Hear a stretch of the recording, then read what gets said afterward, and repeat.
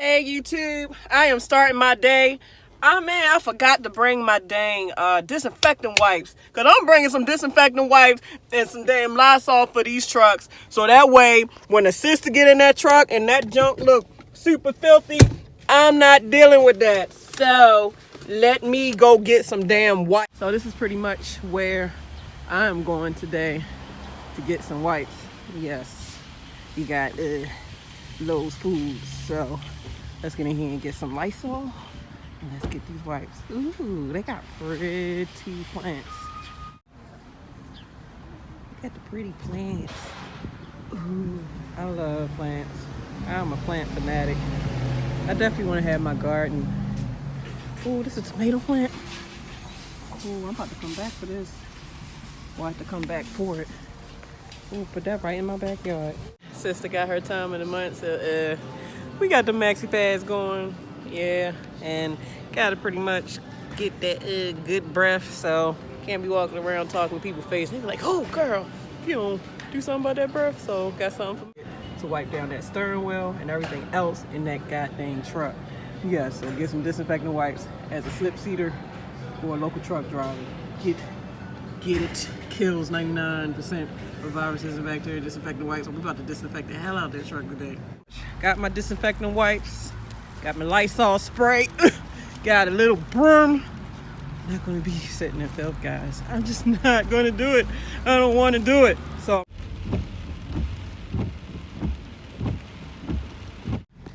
this is what I'm doing today. Umbrella, because you will be working in this stuff. So make sure you have a raincoat, a rain hat, or umbrella in case you get caught in this mess. Saying I gotta put the blue line to the red. This thing only has one line, so I gotta put the blue line to the blue.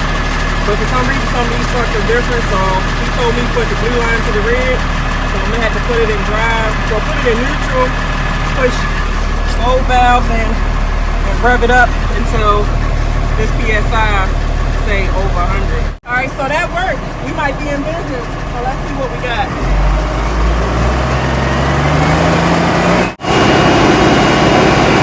You gotta look in your mirror. Make sure you laugh.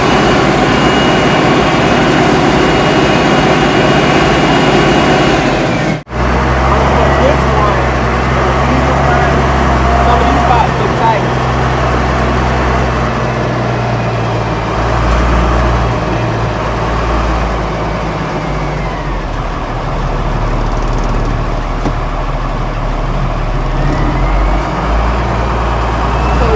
Is as a switcher, you have your walkie-talkie, and they'll tell you which doors they need you to pull trailers out of, and which doors they need trailers into. So, you gotta use your hands.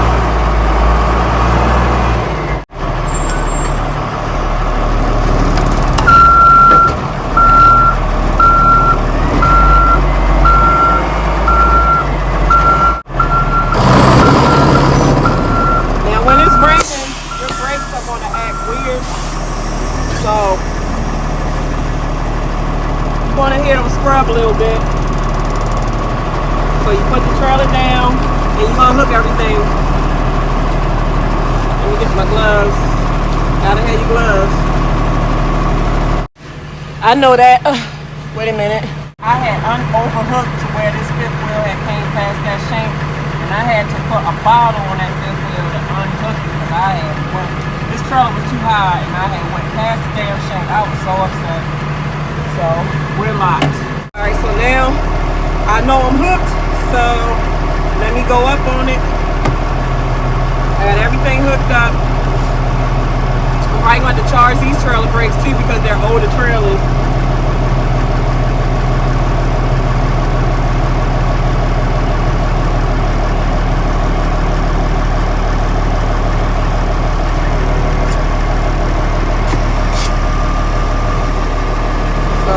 Just push both valves in and you grab until you feel yourself release them. I'm releasing, now I can go and put my foot on the brake, and now I can go and drive. I'll put this ball in the same place I put the other one.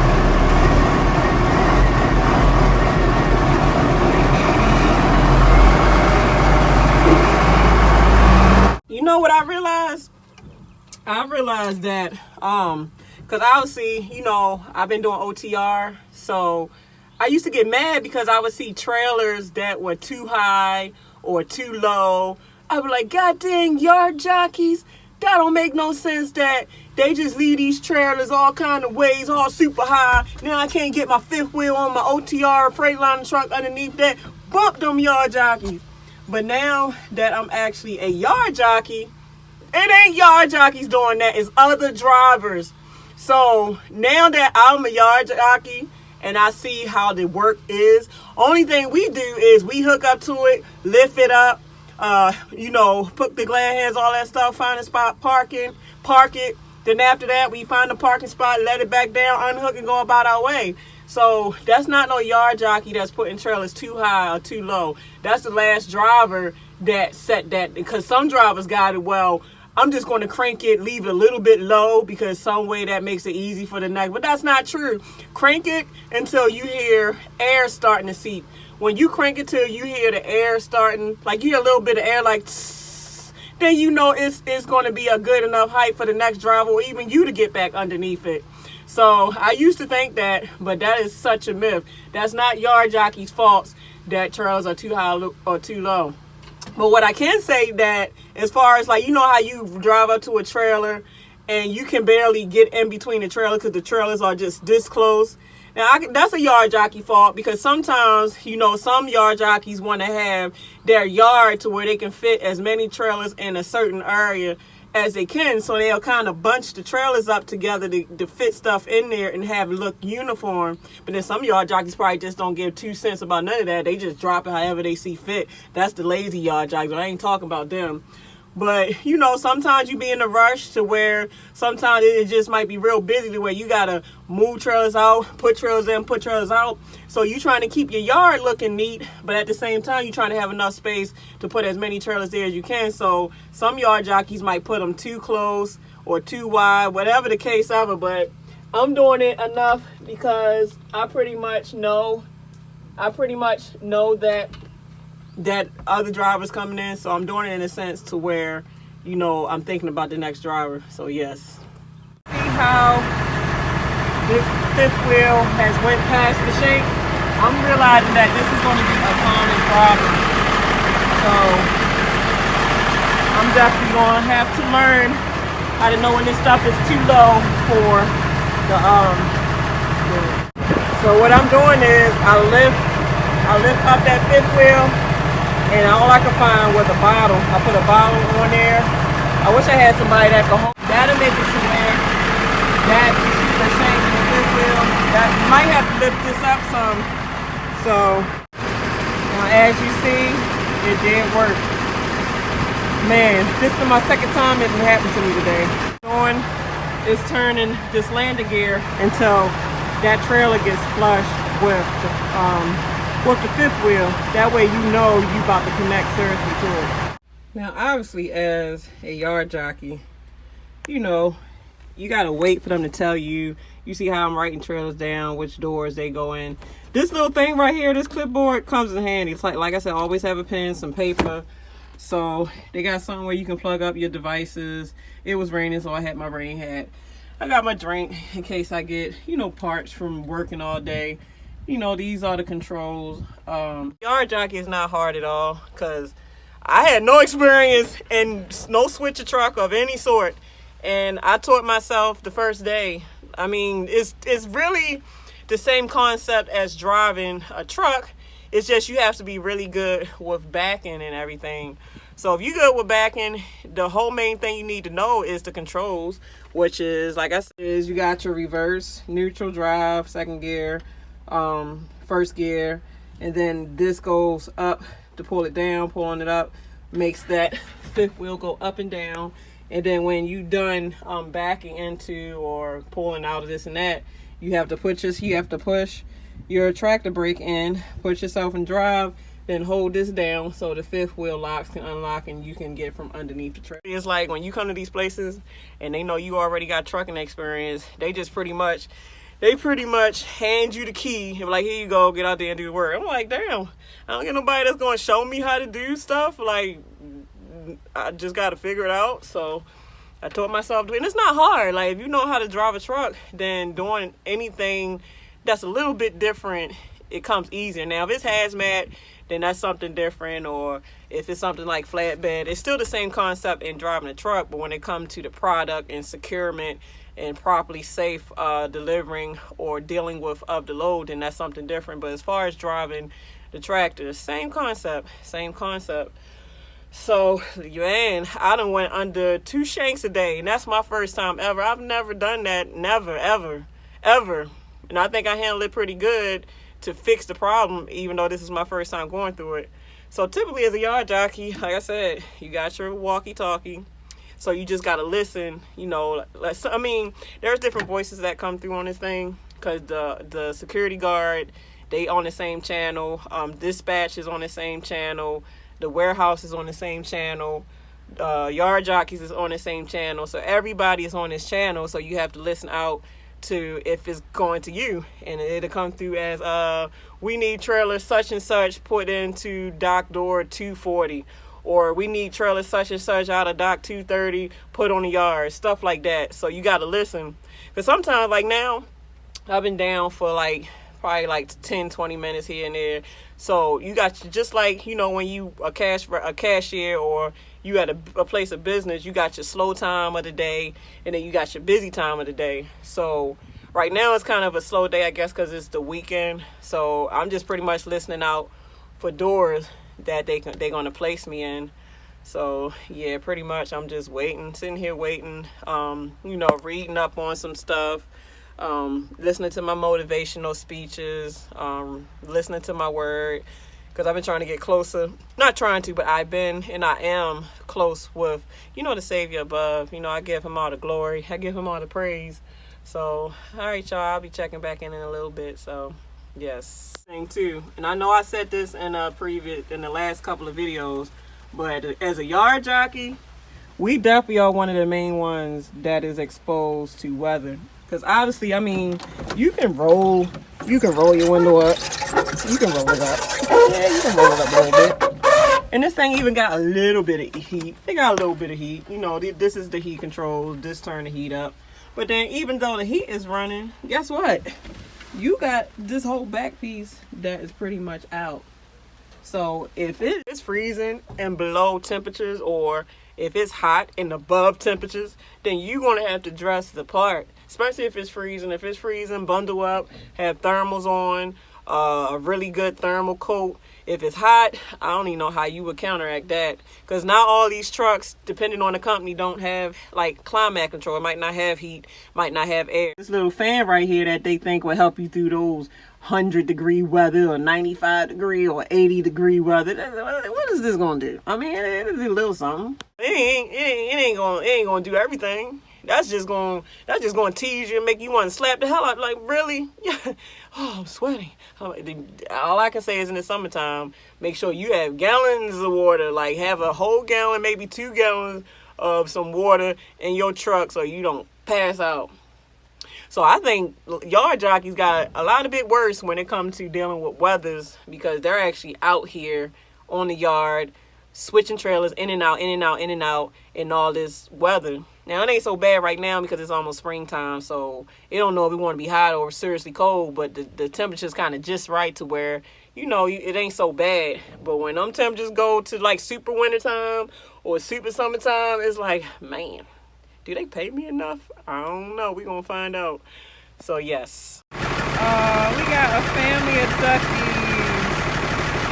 They working to help move these loads. I appreciate y'all overtime. Y'all come to move some of these trailers.